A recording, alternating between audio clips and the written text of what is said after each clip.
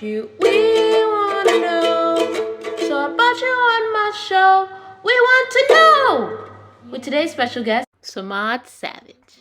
Hello, everyone. Welcome back for another episode of We Want to Know. And today's guest is someone so dope, so amazing. I saw him a while ago at a Juneteenth festival, and since then I was like, I got to figure out a way to get him on. And today he's on. So everyone's going to make some in-house claps for Samad Savage. Yay.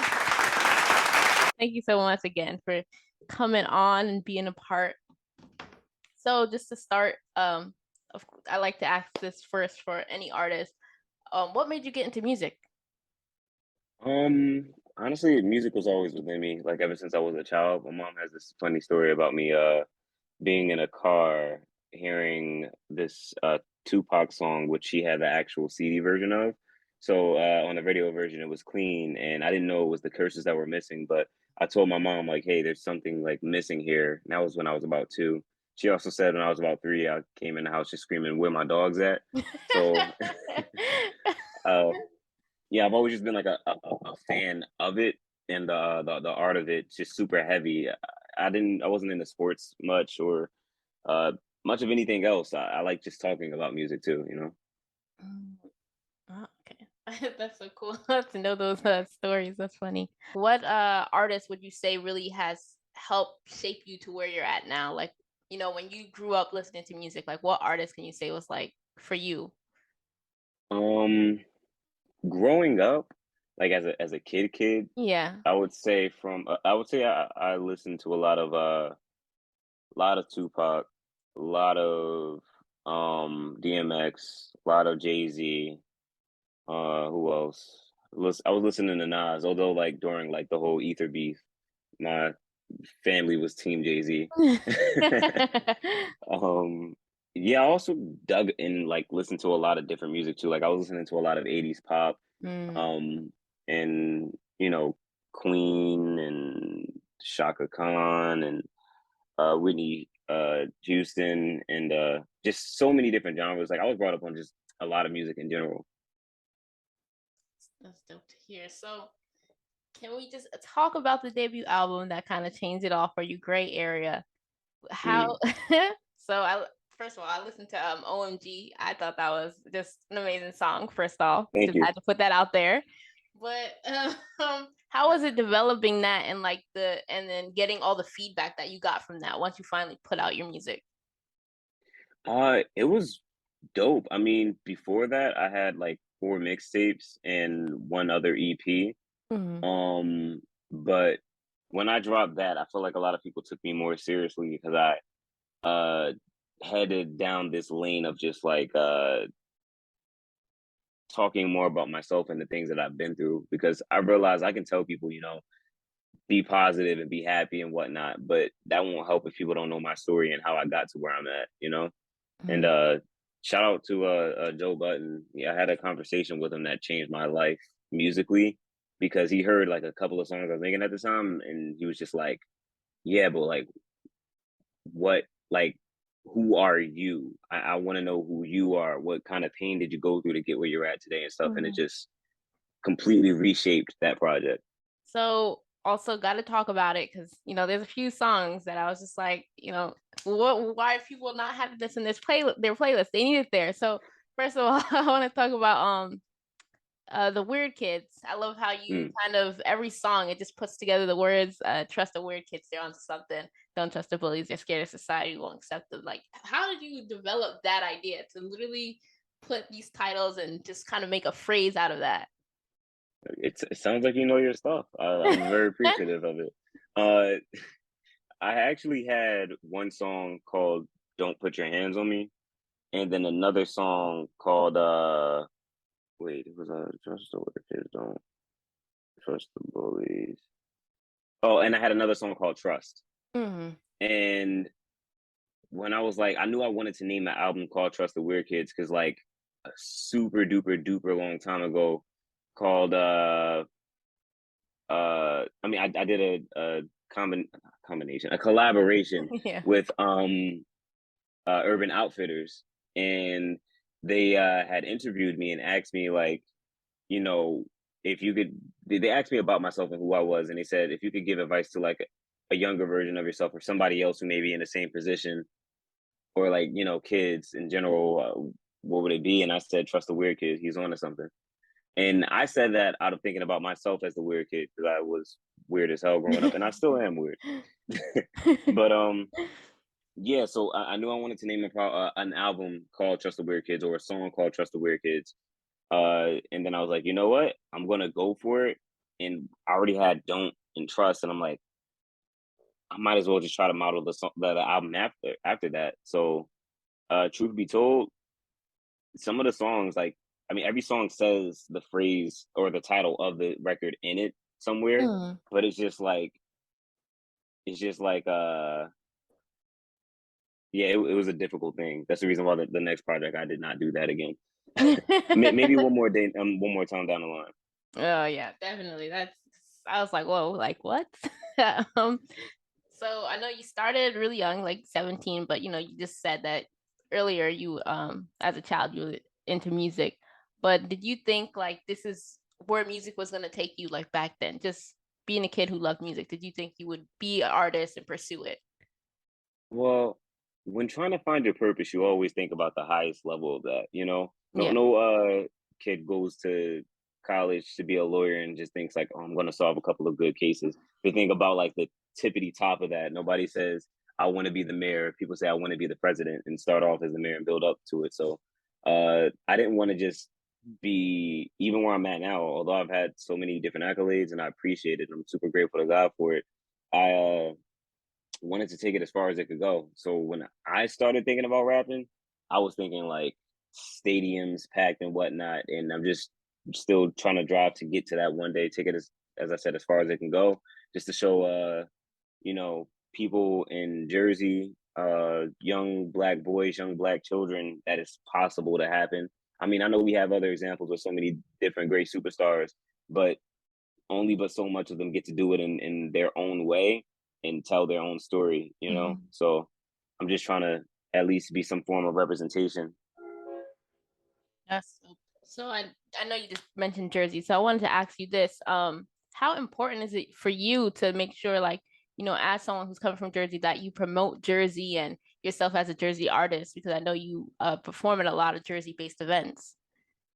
Well, as much as I do support Jersey, in my mind, Jersey is just a place. I'm really Mhm. focused on the world in Yeah. general. One of my main, I guess today will be called a mantra, was to just change the world. Yeah. We whether it be one person at a time, just try to have a positive effect on the world.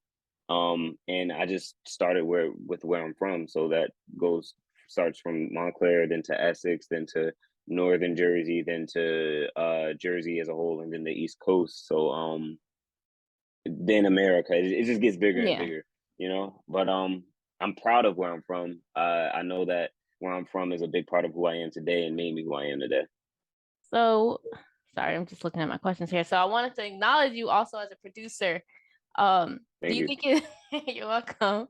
Do you think it's harder, like as a producer or being your producer and artist at the same time, or you think it's made it easier for you as you've like kind of been on this journey? Um, I want to say it's been easy, but I haven't had the success that I've had as a rapper as a producer. Mm.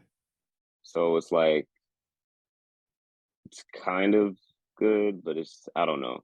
Like I have so much that I want to do in the production world that I don't think my itch will be scratched for a while. I would really like to take it as far as I can go, and do it kind of like Tyler the Creator is doing. Scoring films and Mm-hmm. just really proving my point as a producer because it's so funny. For the longest time, I had to prove myself as a rapper, and then out of nowhere, it just seemed like everybody loves my rapping, but not many people know that I produce most of the records that I'm rapping on and stuff, and I have to like push that too. Yeah. So it's just I don't know. I just want to continue to make my family proud. That's so I know like what you just spoke on, like how you have more, I guess, accolades more as an artist and you're more noticed as that. So how do you find like that balance when you go to these shows and you're promoting yourself or whatever? How do you find that balance between like promoting your producing side and artistry? I don't really promote my production side when I'm like on stage and stuff. Like I might be like, oh, I made this beat just to maybe, win over the crowd. But Yeah. like I mostly push my production when I get backstage and talk to other artists and Yeah. whatnot, Because like I can talk to a crowd and be like, yo, I produce, but what does that do for them? It's the Yeah. same reason why I mean Timbaland can go concerts because he has a lot of songs, but like there's a lot of producers who can't really throw a concert because producers aren't really known to be like, yo, I produce this, this, and this. Yeah. You know, you just have to build that catalog and then maybe do a verses. Maybe it'll just come along. So now I just want to, before we get into the amazing project Duality, we're gonna play a quick game and then we'll talk more about that. So I like to call this we also want to know, geared after my season 1 of We Want to Know. So some of the questions, they make sense as why I'm asking you. Some of them completely random. So we're gonna start off first. First question. Favorite producer? uh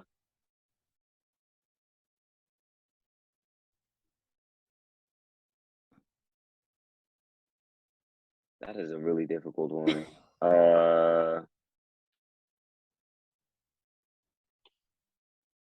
I would like to say, all right, the best in my head is Timberland. The most that I've learned from is Stevie Wonder. My favorite though, probably Just Blaze. Okay, sounds good. I know that's not one answer. No, You it's asked my fine. favorite. My favorite is Just Blaze. No, that's perfectly fine. Favorite event to perform at, or you could favorite state to perform at. Doesn't. I haven't really been to many states. California was fun. New York, New York is iffy. It depends on the crowd. And Texas was really, really fun. But I think it was the people that I was with and the way that they made me feel. But my favorite stage right now is the Lincoln Park Festival stage. That and then a very close second is 24 Hours of Peace. It's a festival that happens in Newark every couple of every year. I don't know when this episode is going to be out, but there's going to be one coming up on September 1st and it's September 2nd, and Queen Latifah is hosting it this time. So it's going to be a blast. Definitely. I'm trying to get there myself. So if y'all can go, go. So this is one of the random ones. Would you rather fight 100 duck-sized horses or one horse-sized duck? 100 duck-sized horses. What are my weapons? Just like my limbs? Yeah, I think it's just your limbs.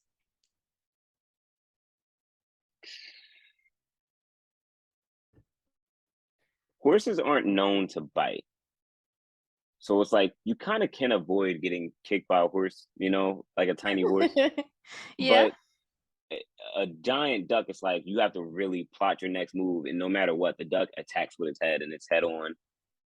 So like, and I don't have any weapons, so it's like, will I be able to get through the skin if it's like a giant duck, So yeah, I'm gonna go with 100 tiny horses. Oh, interesting. I think I lose either way, but what's one thing you gotta have in the studio? One thing that I gotta have in the studio is God. I know that may sound cliche, but no, that was it. Yeah, gotta have God with me. Otherwise, the music isn't as good. You know what I'm saying? It's got to be inspired by something that I saw and an experience that God put me through. Yeah. Hero or the sidekick?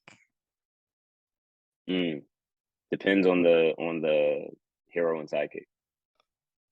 Yeah. Like I wouldn't want to be Robin. But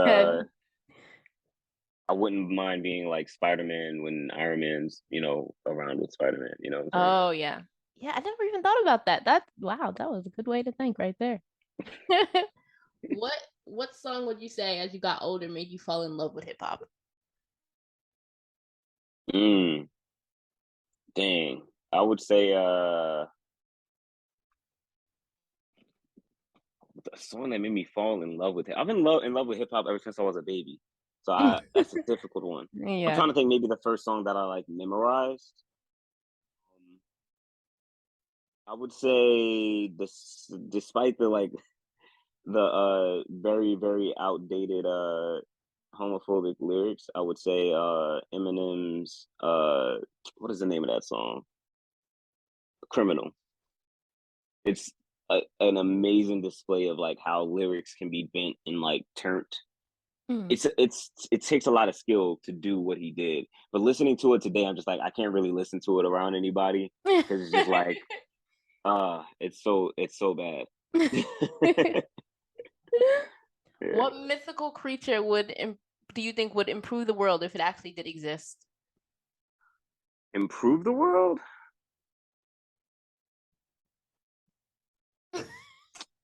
Uh you said creature, not animal, right? Yeah, creature. Okay. Well, we don't know if they're real or not, so I'm gonna say aliens.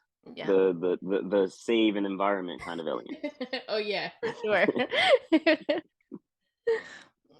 If you let's see, if you are at a restaurant, this is a random question. If you are at a restaurant and your waiter doesn't come back, does that officially make you the waiter? Wait, what does that mean? Like, does that mean I gotta just go and get the food?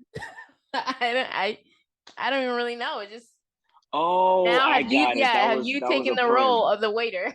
Oh wow, that is hilarious. I guess so. Yeah. Last question for the game portion. What's one of your favorite songs that you've made or produced? I would say no more hashtags.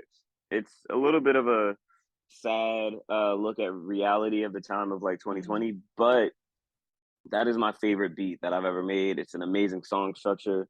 Shout to John for being on that song too and giving that incredible hook.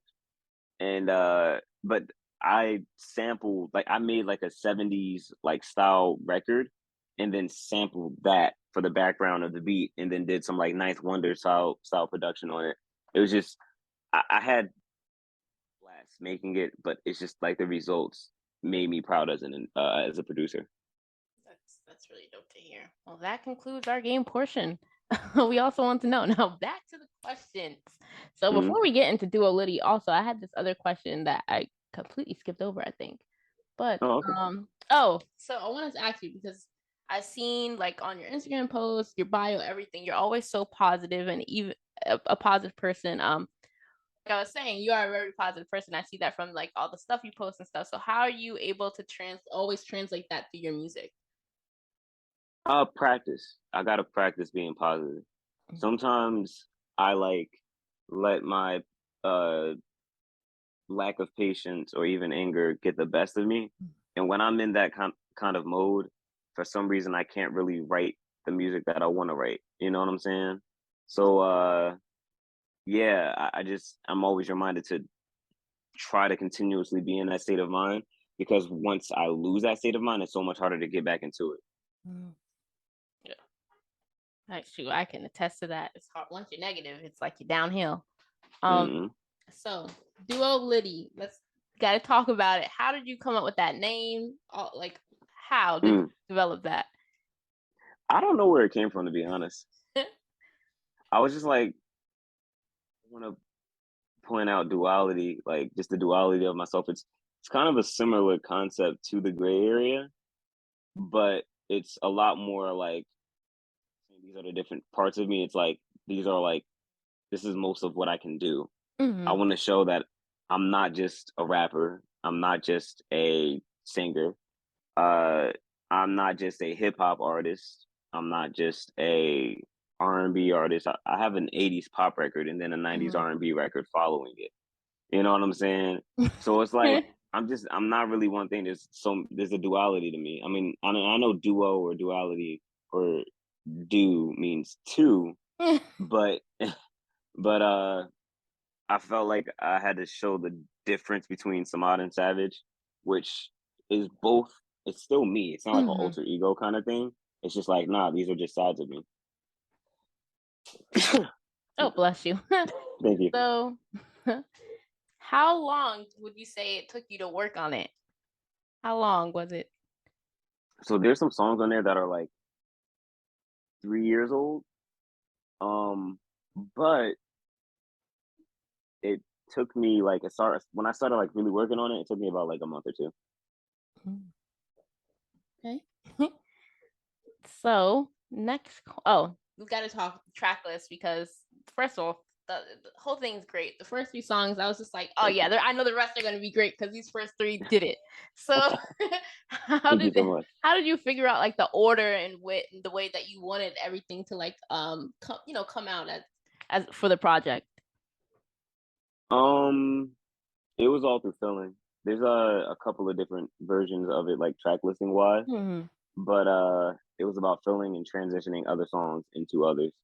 You know, that and I even had like one extra song on there that I ended up taking off of it because Oh it didn't wow. fit right. So it's like, yeah, that was the first time that's ever happened. Usually, I'm like, no, this is definitely going on album. This is definitely going on album. But that was the one that like I didn't get the reaction that I wanted out of some people with it, and I'm just like, maybe the next one. So of course I have to talk about my faves. Got to talk Black Tom Holland. Mhm. That's just a great one. What's the Thank you story so much. behind it? Is there a story behind that one? Yeah, Tom Holland as a person, like a lot of people associated with Spider-Man.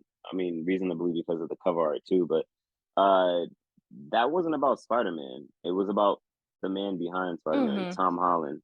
He's a very, very positive person, and he's done so much for so many different people and used like as once again not a superpower, but he's used his power for good. He's helped others, and he's came a long way. You know, he had a similar story of you know being treated unfairly in high school and whatnot, and just building yourself up and coming out on top, but not doing it in a way where it's like you let all that's happened to you turn you into a bad person. You're like being a positive example of what you feel like you needed back then. Um, and he embodies that. Uh, Zendaya is an incredible person too, and I just love. I don't know anything about their relationship, but I just know that they're dating, and I was just like I feel like I mean I'm not rich like him or anything like that, but I feel like in a lot of different ways I aspire to be how he is. You know what I'm saying? I have a beautiful wife. I try to donate to charities when I can. I try to just embody what I feel like I needed when I was Mm-hmm. younger, and it was just pure appreciation. You know what I'm saying? Like a lot of other people like may look at it and be like, oh, he's brown nosing and all of that, but it's like nah, I think when somebody is a good person, they should get props for it. Just Yeah. that's not happening enough. A lot of people just want to wait until somebody does something bad or is a bad person to talk about them and whatnot. So I was like, let me just try to do something good for somebody who deserves it. That was that was dope. That was dope. Thank Nice you. to know the concept behind it too. But also, before I get into the last question, can we talk some of the collabs that you have on this album? First of For all, sure. Mama Made It, amazing. That one, I love that one, and Thank work you. with Blaze the Rebel as well. Like those are Mm. some amazing collabs. How did those come about? For Mama, I Made It. I had an idea for the hook. I think I just had the hook, and it wasn't even recorded how I wanted it, like how it ended up being.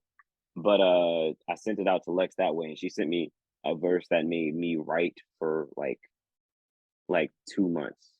I could not. Wow. I would seriously.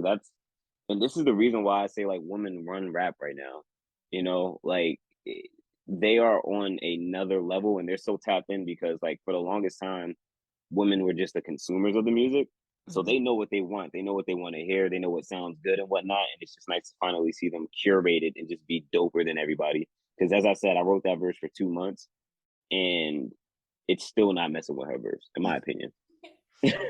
But I also I wrote that hook and sung the hook and I liked the way I did it, but I felt like it could have been done better. So I reached out to my boy Drock, who just has one of those really infectious like voices where it's just like he says anything. He could say making a peanut butter jelly sandwich and it would sound cool. And Drog doesn't usually have people write for him. Like he always has been writing his own stuff and whatnot. But I was like, bro, just please just do this for me. And he did it and we made a banger. As far as Go to Work, originally, I think he wouldn't mind if I told the story, or two people wouldn't mind if I told the story. Originally, it was supposed to be Blaze, I, and or Blaze, uh, Moxus, and I. Moxus is a super dope cat from the West Coast. Um, but Moxus didn't send in the verse. Uh, Similar situation though. Blaze did his verse first, and I did my verse, and I was just like, bro, like the way he came in was so dope. I gotta power up a little bit more. So I gave myself like a little intro. Um anyhow, then Moxus didn't get back to me on that. Then we were supposed to have Ali Dominique, and I was so sure he would have smoked it. He knows he would have smoked it too. But he was trying to get into animation and change his brand up a little bit more and whatnot. So after a while, I really respect him because he respected my time and was just like, look, man, it's not going to happen because this, and that, but we will work down the line. So I appreciate him to the max for that. Then who else? Then it was King Blitz who gave an incredible verse. It was absolutely amazing, but it just wasn't exactly like it didn't fit with Blaze and I's verse the way it was supposed to. You know what I'm saying? Yeah. So lastly, Mac McCrae. He came in last minute. Like I was, I think, the last thing that I needed for the album is just one other person to fill that gap because I was like, this song needs 3 verses. Mac McCrae, he did the verse, and I'm like, we were like, man, I don't know. We were thinking about hitting up somebody else, and then I was like, you know what? Come through, record the verse one more time, and he did the same verse, but like before he said it like, I've been working. It's not a problem, dog. I got it for na na na na na na na na na na na na. And it was like cool, but it was too monotone. So I was like, try to like put emphasis on each part like it's a drum. So that's when it got to I've been working, dog. And like I think that little bit and just like telling him like, yo, be like, do this a little more like this and that a little more like that, turned that verse into my favorite verse of the song. I think he outdid Blaze. Me and Blaze actually talk about this, saying like, I can't believe this dude came in the last minute and cooked us like that. But yeah, very fun song. that's good to hear. Because those are definitely some that I just was like, I just listened to on repeat.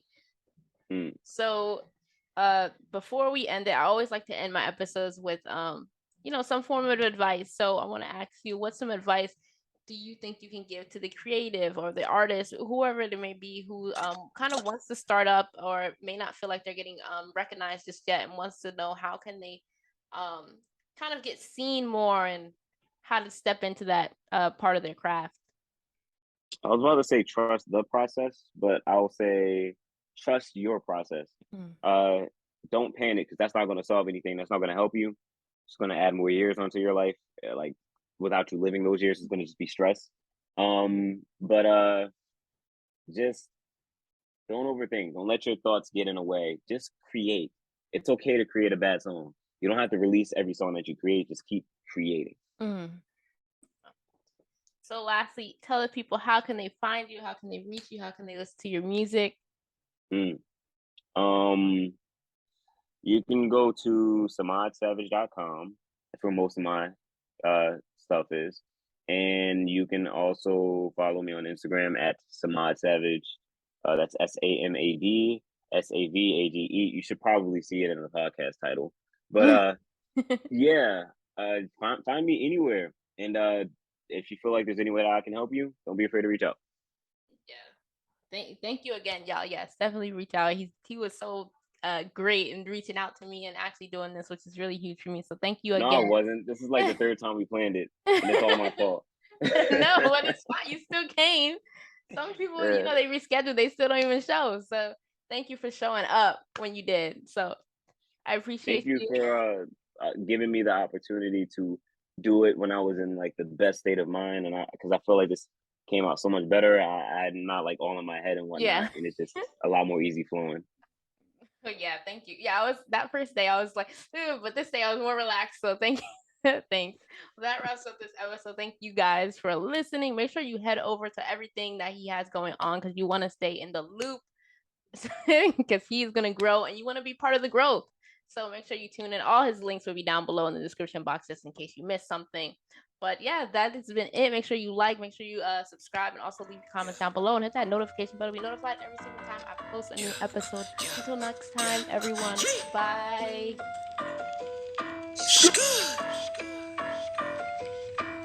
Ay, go to work, ay, get moving, get to it. Go to work, ay, get moving, get to it. Down bad, been through it, can't quit, go stupid.